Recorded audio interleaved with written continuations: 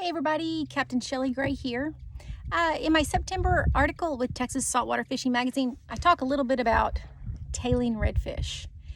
And if you've ever been blessed enough to come across a school of tailing reds, you know that it's definitely a confidence builder whenever you're fishing, knowing that there's some feeding fish right there in front of you.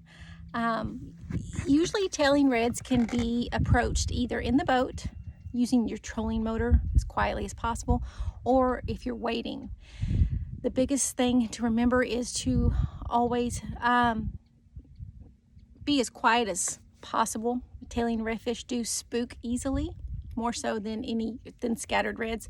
You have to remember tailing reds, when they are feeding with their tails up out of the water, not only are they in super shallow water, but they're looking down. They're feeding down, looking at either sand eels, crab, small crustaceans. But since they're looking down, they're not looking around them, so the slightest movements or the sounds that don't belong tend to spook them pretty easily.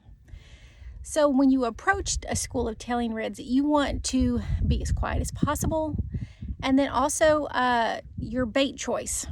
When you decide to start making some casts towards the tailing reds, your bait choice is very important. You want to have a very soft presence type bait. What I mean by that is a bait that's not loud. You wouldn't want to use something like a large topwater lure that would spook them just by landing on top of the water and splashing very loudly.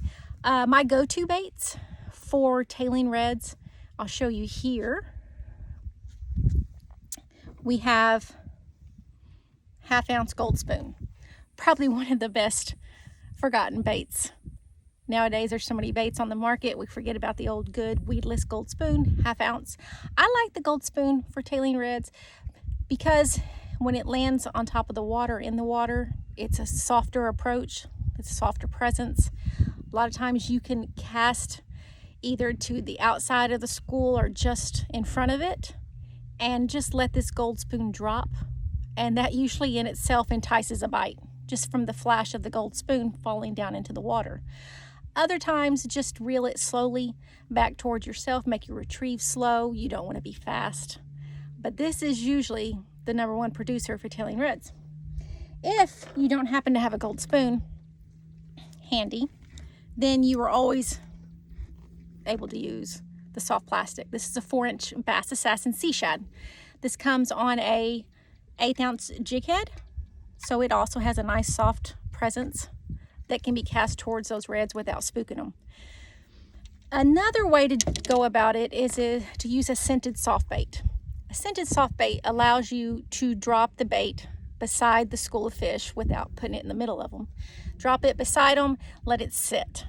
And there's so many scented baits on the market nowadays, between fish bites, you know, that's another good scented bait to use, or of course the all-time gulp.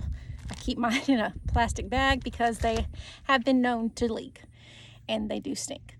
So usually you can, what we call dead stick it, cast it to the side of the school and let it sit, let them find the bait. Biggest tip, never ever cast right in the middle of a school of tailing reds, because it will spook them and then they scatter and they would probably be hard to find after that. But if you keep your presence soft, usually you can pluck a couple of them out before the school eventually spooks off and can't be seen again. I hope this helps you guys. See y'all next time. Bye-bye.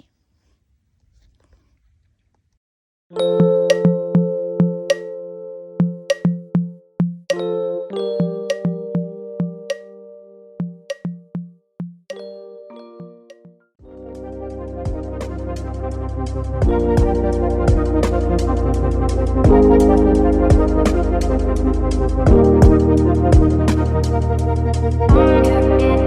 pretty night.